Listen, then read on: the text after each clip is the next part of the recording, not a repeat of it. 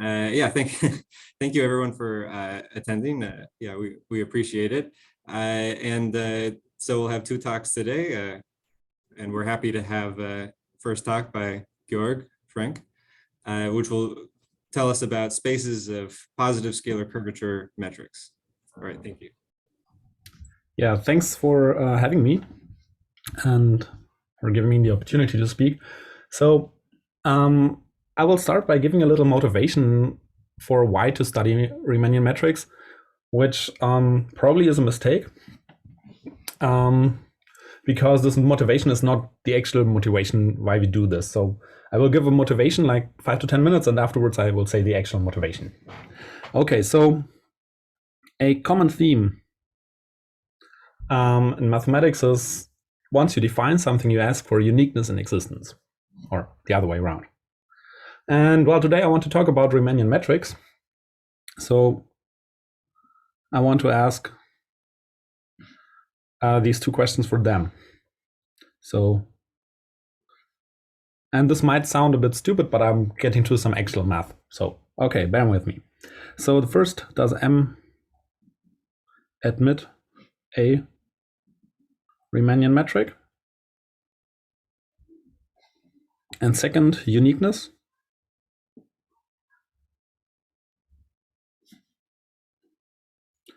If it does, is it unique?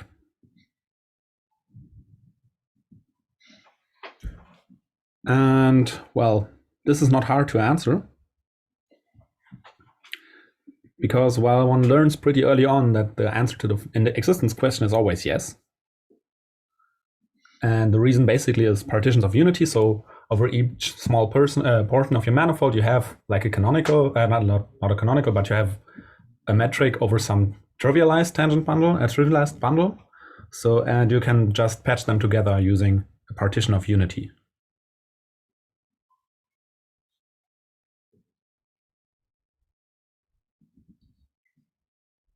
And the second, well, obviously the answer is no, because, well, I just told you just some random choice of a Riemannian metric. So there's no way this is going to be unique in any sense, or unique on the nose. But it's kind of unique. So what does this mean? Let's maybe start with the following observation. If I have G0 and G1, two Riemannian metrics,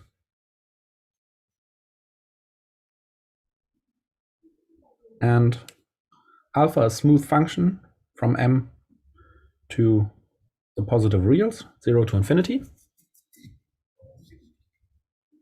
then I know that if I multiply a metric by Riemannian metric by this function, this will still be a Riemannian metric. So alpha times G0 will be still a Riemannian metric, and the same is true for the sum of them. So G0 plus G1 is a Riemannian metric.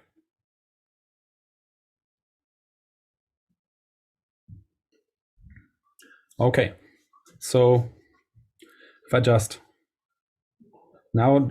fix one metric G, I see that for every other metric G prime, I can define the following path, or take just the straight path from G prime to G, a path of Riemannian metrics. So the message I want to get across is that, well, even though there's loads and loads of metrics, and so it's not going to be unique, every single choice can be deformed into your chosen one.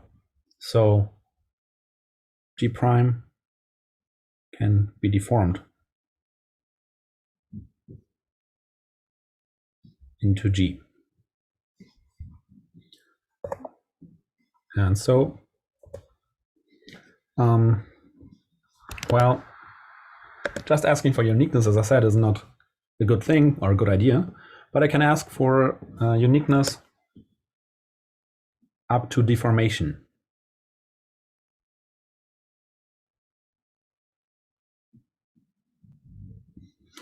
And for what I just said, this would mean, well, I take like the path, or every path component in the space of metrics, But I can then also, if I know that two things are connected by a path, I can also ask, is this path unique? So if I go one path and another path, is there a way to like deform one into the other? And so the correct notion would be asking if the space of all metrics R of M,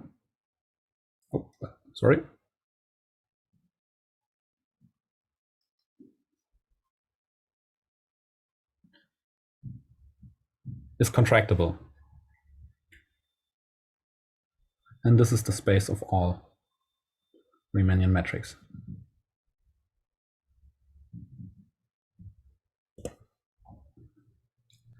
Okay, so this is now like a more sensible thing. And one nice thing is that, well, now you can answer both questions with yes. So again, existence is clear, or not clear, but the same answer. And for uniqueness, you know, well, this space is actually contractible. So you fix one base point, and then you can just take the straight path to that base point from every other metric. So the space turns out to be contractible, which is nice, of course. But well, we want to do some math, so we better find something which is not as easy as that. And this is now where we get to the notion of scalar curvature or positive scalar curvature.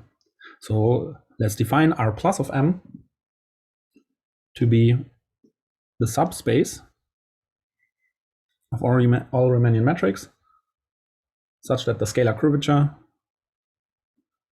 is strictly positive everywhere. And then you can ask the same questions as before, existence and uniqueness. So first, does M admit a metric of positive scalar curvature, or rephrased, is the space non-empty? And second, if yes, is it contractible?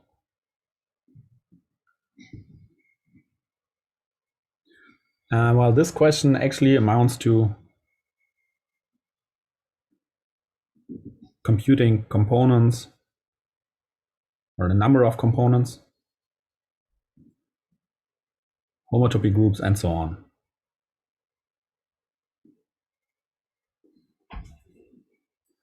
Okay, so this much for the motivation on why to look at the space of Riemannian metrics. And this is a motivation I like to give sometimes, which is not quite honest. Because the actual motivation, for looking at these spaces of metrics is that we can.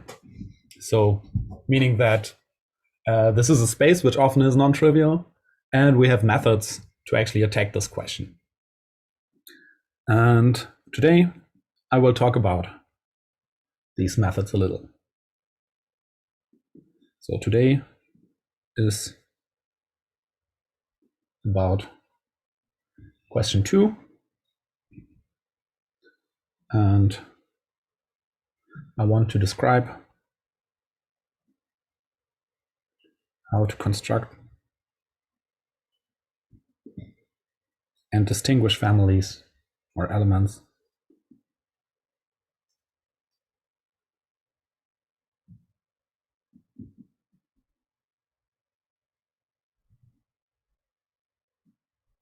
in the homotopy groups of this space.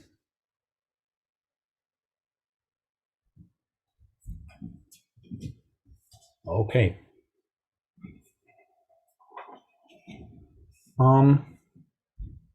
And what I actually want to do is to highlight 2 methods which you can use for this construction. And the first one is the surgery method.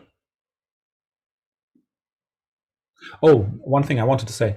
If you ever have questions in the next 36 minutes, do not hesitate to interrupt me. And as a proof that I will wait for questions, I will just take a sip of coffee.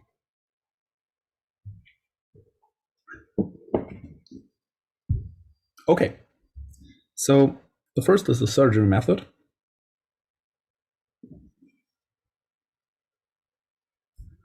And well, I do not want to say too much on how to get the underlying principle, but how to apply it.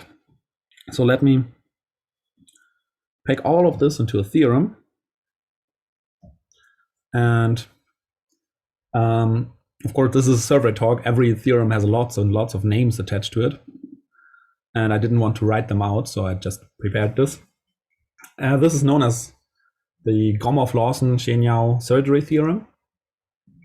And it has various extensions, one by Gaget, one by Chernish.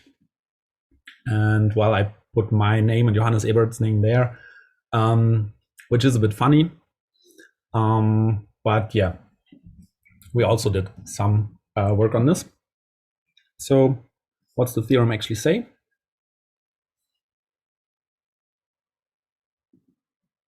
Let's assume the following situation. We have M0 and M1, two closed manifolds, and I want their dimension to be at least 5. Second, I want to have a compact manifold W of dimension 1 higher, dim W is equal dimension dim M0 plus 1, such that the boundary of W, so I'm assuming it has one, decomposes into two parts, namely into M0 disjoint union M1. So I have my two manifolds. Now I see, well, their dimensions should agree. So right, not M0 but Mi here.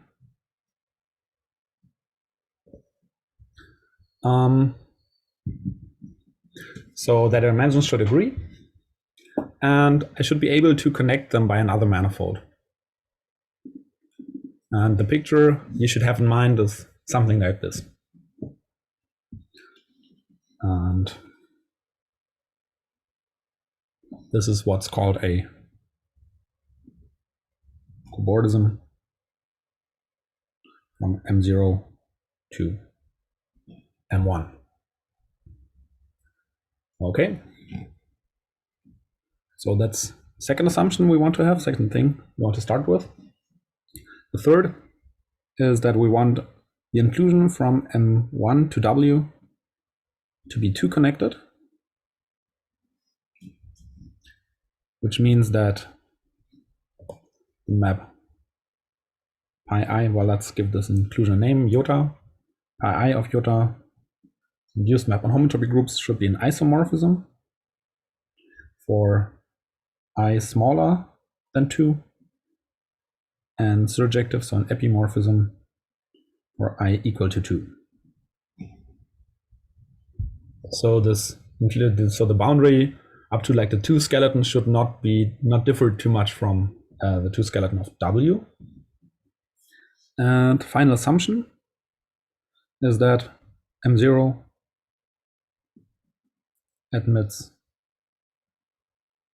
a metric of positive scalar curvature.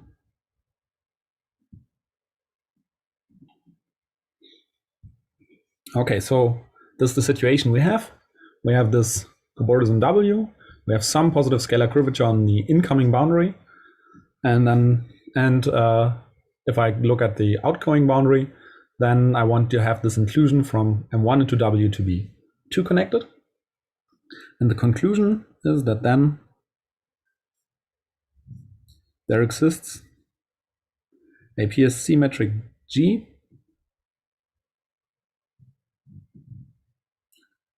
on W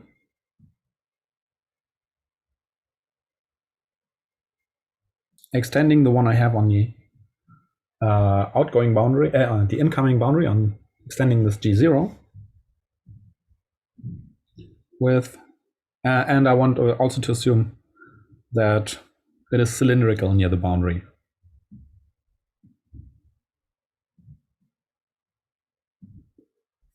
So if I look at here, that's the metric the metric G should be a cylinder over G0. And well, then on the outgoing, it should be the same for some metric G1, which this G restricts to. Okay, so this is the statement. And remark, so this allows for construction of PSC metrics, obviously. So this is like the obvious remark. So allows for construction of PSC metrics. And the second thing I want to remark is that this also gives you like a criterion for existence. So if, well, there is no assumption on M0, right? So it's just that there is some positive scalar curvature. So I can just take like a stupid manifold there, like the empty manifold.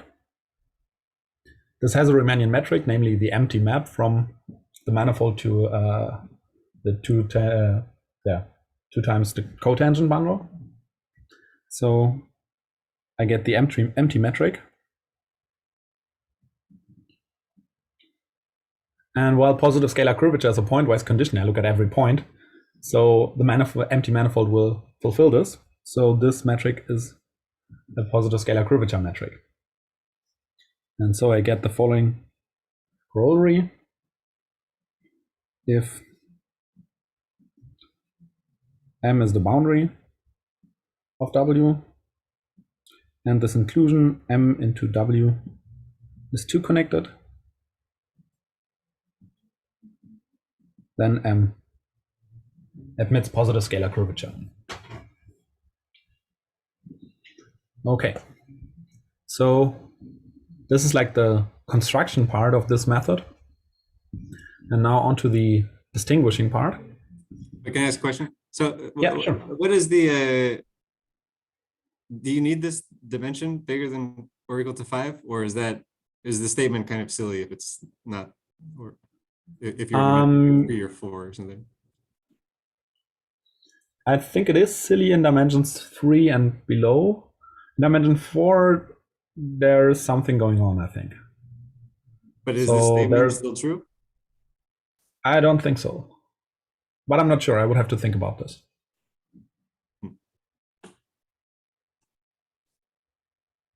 Yeah, I can't give you an answer now.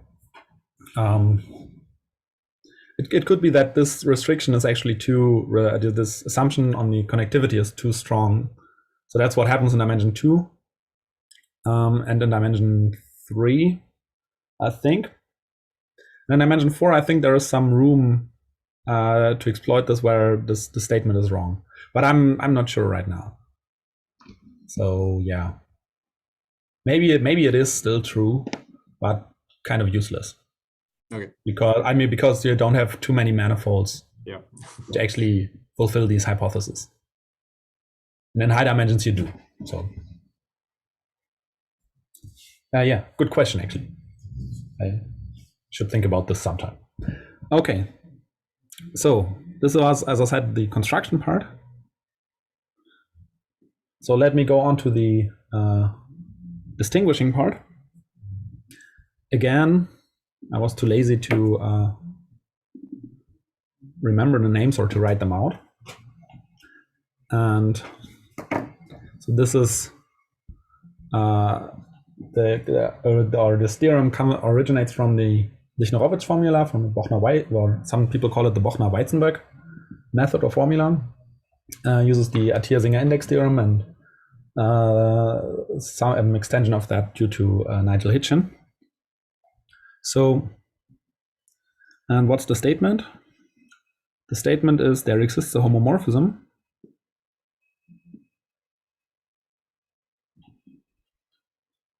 called alpha from some mysterical letter omega spin n to some other mysterical letters ko minus n of a point. So first about the right hand side, this is just some abelian group And this is all you need to know for today. And this is 0, the integers, or z mod 2. And oh yeah, I just realized I prepared this perfectly. So it's the 0 if this degree n is divisible by 4. It's z mod 2 if n is congruent to 1 or 2 mod 8. And it's 0 else otherwise. And it's just so amazingly well done if you start with else in the cases distinction. But yeah, never mind, I'm sorry. And about this first part, this is called the spin-Bordism ring.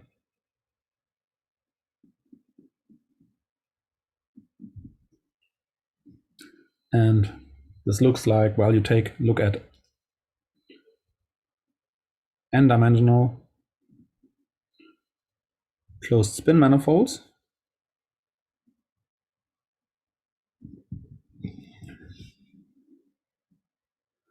And you divide out the cobordism relation.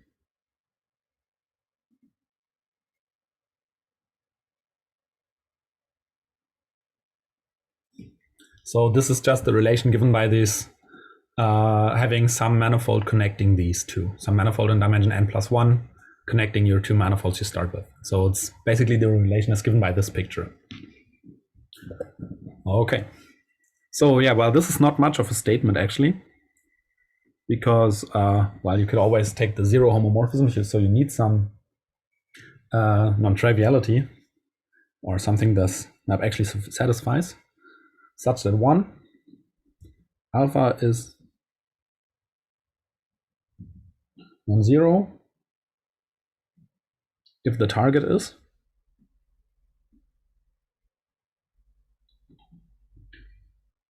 so this means that there exists manifolds. So for each n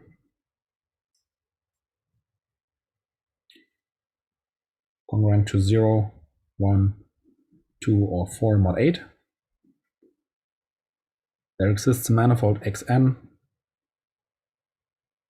with alpha of x is non-zero, and 2, which is now the Lichner-Roberts and Atiyah-Singer part, if x admits positive scalar curvature, so if x is positive, is PSC, has PSC, whatever, then this forces alpha of x to vanish. So yeah, one way to read this is that, or well, one thing you get out of this is that in each of these dimensions, there is a manifold which does not admit positive scalar curvature. Okay. And let me do some remarks. First, if my dimension n is at least 8, one can assume that this manifold up here in this first part of the theorem is actually 2 connected, meaning that the first that it's connected and the first 2 homotopy groups are trivial. And second, if I take the connected sum of 2 manifolds m and n, then this is just given by the sum of the alpha of m plus alpha of n. So, okay. And now that I have this, I can actually now use these 2 theorems. I had this construction theorem from before and this obstruction theorem here to actually prove something related to the spaces of metrics. So if M is closed, spin with G a PSC metric.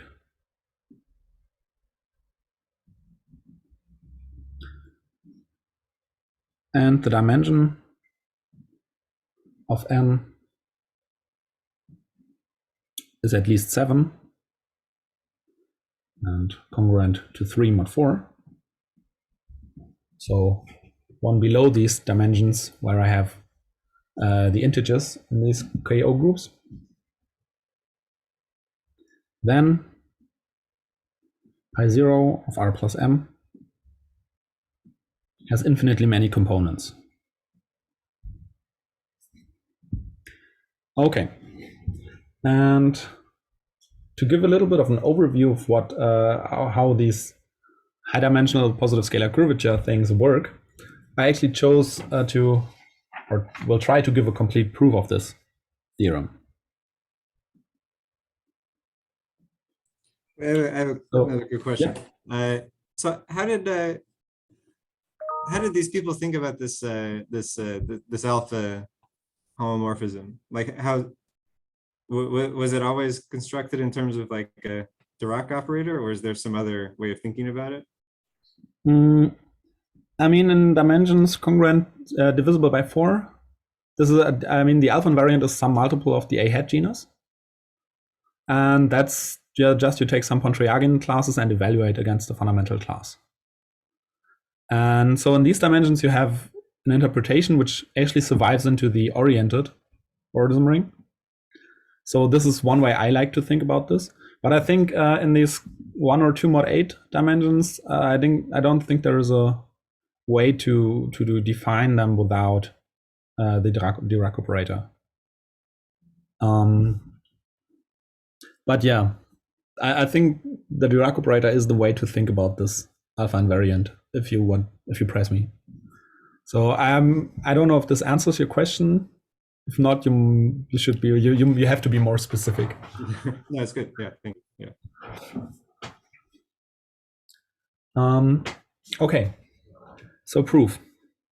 Let's first take X be a d+1 dimensional manifold with alpha of X non-zero. And let's assume that X is 2 connected. And then I define the following manifold Wn by taking the cylinder over m times the interval. And then I do connected sum on the interior with n copies of X.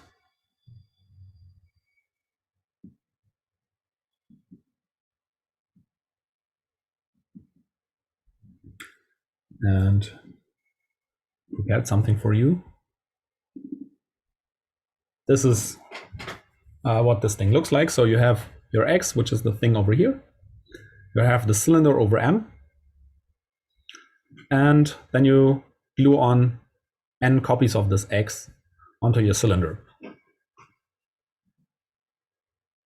And well, I assume that this guy is 2 connected, so it will have no influence on the first 2 homotopy groups. So this inclusion will be 2 connected. And now theorem 1 tells me, or the construction theorem tells me that there exists PSC matrix Gn PSC on Wn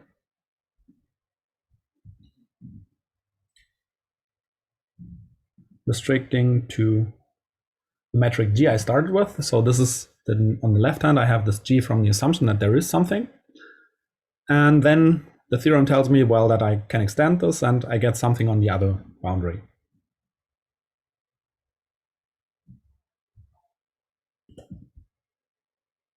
Okay.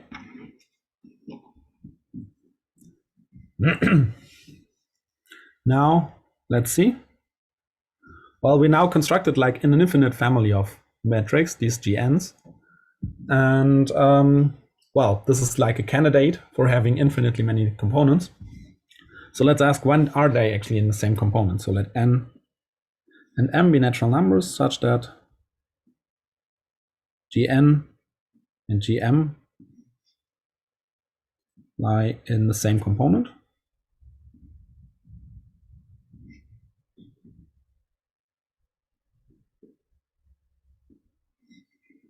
And then I have one other thing I need to black box, which is the following lemma. If I have this situation, then there exists a PSC metric Gn, m, PSC metric on the interval m times 0, 1, which restricts to Gn and Gm on its boundaries, or boundary components. And well, this is saying, well, that if I have a path between two metrics, I can actually put this path onto a cylinder by walking along the path very slowly, so that this time parameter, if you will, does not have too much influence on your on the scalar curvature. And I actually have a scalar curvature metric on the cylinder, which I can put on the cylinder, connecting the things which are connected by a path. And one slogan which this falls under is that isotopy implies concordance.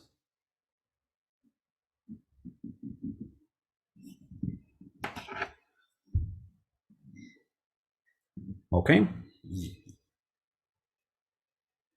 And now I claim, or this lemma actually implies, that there exists a PSC metric G on the following closed manifold on m times the circle, connected sum n times x, connected sum m times x bar. Now this x bar is x with reversed orientation.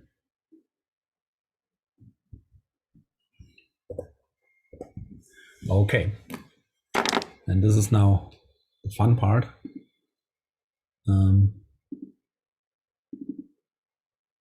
This is what the situation looks like. So I have my Wn, which is, you take the cylinder with n copies of your manifold x you start with, and the same with m copies instead of n. Okay, and then you can just glue on two cylinders over m onto here, onto either side. Well, the metrics here restrict to G plus G on both sides, so I can just put the cylindrical metric, the cylinder over G, on here. And on here, I assume that there is something connecting Gn and Gm. So there is this metric Gnm coming from the lemma, which connects Gn and Gm. And yeah, so this is the manifold you have. And even though these x things look the same, the orientation is reversed because, well, you have this S1 direction, which is to the right up here and to the left down here. So down here, the orientation on these things is reversed. This is a subtlety which always is kind of confusing, at least to me. But yeah, it is there. And yeah, now we can actually compute the alpha invariant.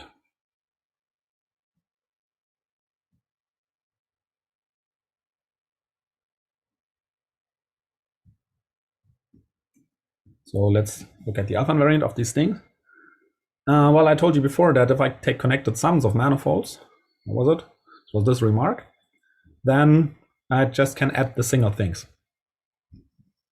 So this is alpha of fm times s1 plus alpha of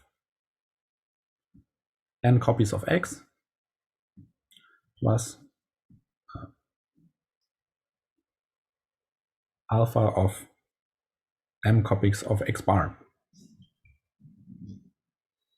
Okay, so the first part, what is this? Well, this is 0,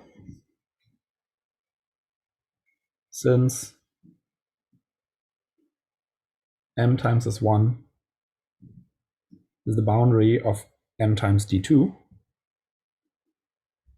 And I told you before that this alpha invariant is defined on this spin Bordism ring. So in particular, anything that is Borden to the empty manifold will have vanishing alpha invariant. So yeah, m times s1 is the boundary.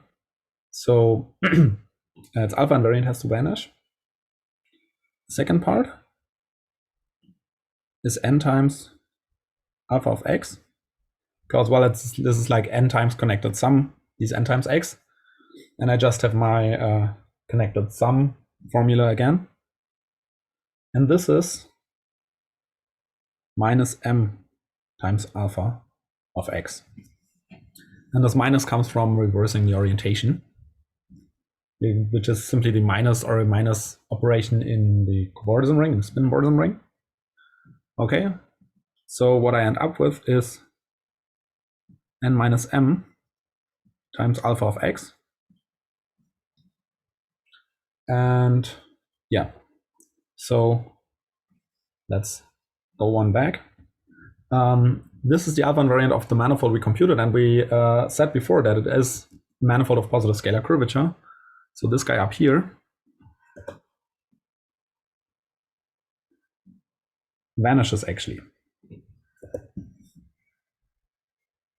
And alpha of x does not vanish, which implies, so alpha of x is non-zero, which implies that n is equal to m.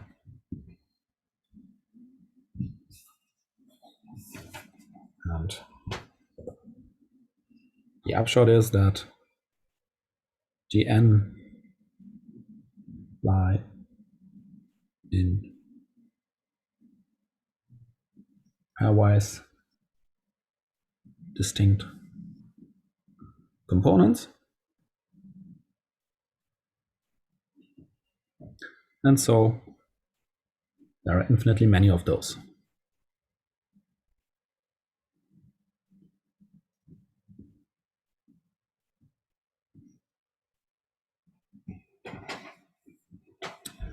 And that's that. So this is like one, or what I actually want to get across is that this is one way, like people doing positive scalar curvature spaces of positive scalar curvature metrics in high dimensions often think about them. We think about metrics as being connected by manifolds. And if your manifolds don't have positive scalar curvature, you can say something trivial or non-trivial about the metrics. Yeah, so this is the idea, and yeah, there was a question. No, but I do have a question. I don't know how you know, but so what's the most simple example of an X? Well, it depends on what you mean by simple. So, I mean, you know the K3 surface?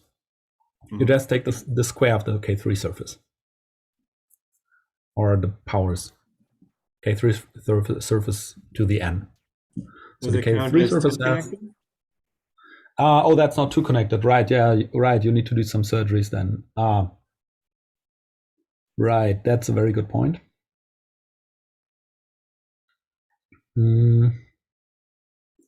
Yeah, then probably you take the connected sum of you take the product of two K3 surfaces, and then you look at the generators in pi2, and you need to do surgery on them.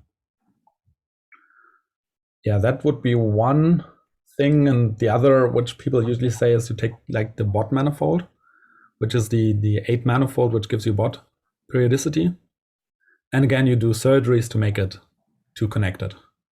I don't think I have an easier way to. What about the torus? Doesn't it also have non-zero outcome bias? The torus has no alpha invariant because why? Because it's the tangent bundle is trivial, so you have no characteristic classes, and I'm in dimensions congruent to 0 mod 4, where this is just the A hat genus. The showing that the torus has no positive scalar curvature is actually a bit harder than just computing the alpha invariants. You need to go to look at like the universal cover and of that, or need to dive into this enlargeability business, which I don't want to do right now, to be honest. Yeah, I'm sorry, this is a bit unsatisfying, but I think this is the way I would like say the easiest manifold. I mean, it can't be too easy because, well, it doesn't have positive scalar curvature, and the easiest manifolds always do, right? So yeah, maybe an unsatisfying answer, but let me go on anyways. Can I ask a question? Make sure I understood the proof. So GN and GM, you should think about them as they're coming about existing because you can do this construction where you add different numbers of omega n. So that's what distinguishes them as metrics. And then yes. Okay. And then you show that the only way they could be in this construction is if n is the same as m. That's the idea. Yes, okay. Correct. Yeah. Thanks. Absolutely correct. Yes. So let me put this into an observation. And probably this will be the final thing I do.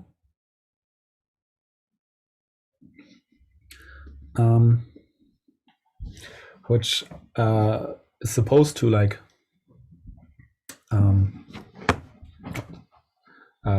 sum up this proof in a certain sense. So observation. Well, what did we start with? We started with this manifold X, which does not have positive scalar curvature, which has this alpha invariant. So we started with an obstruction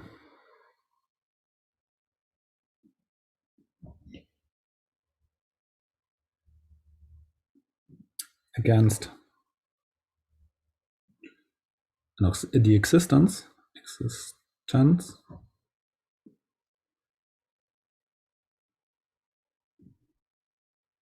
of positive scalar curvature in dimension d+1.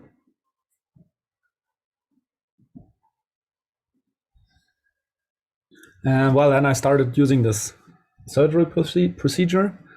And what I got out of this is an obstruction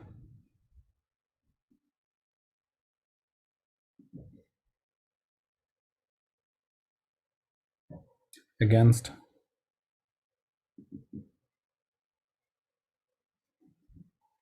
connecting PSC metrics in dimension D. So this obstruction against existence in dimension D+1 gave me an obstruction against being the same in dimension D.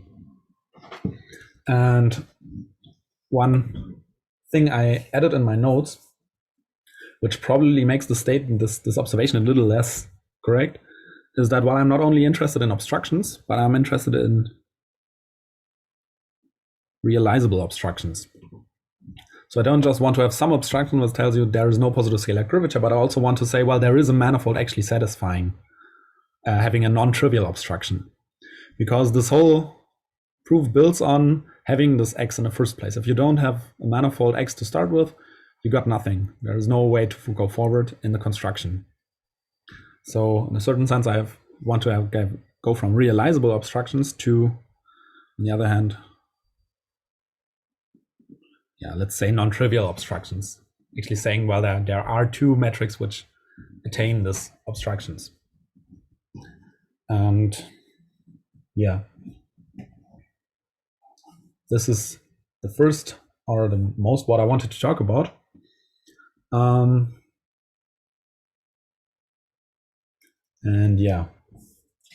I have some material for another like 10 to 15 minutes, but I think that will be boxing through unless you are super interested, in which case I'm super happy to tell you about that.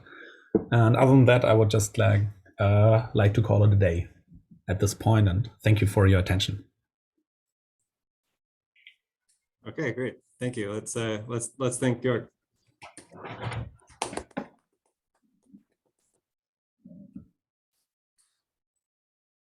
All right.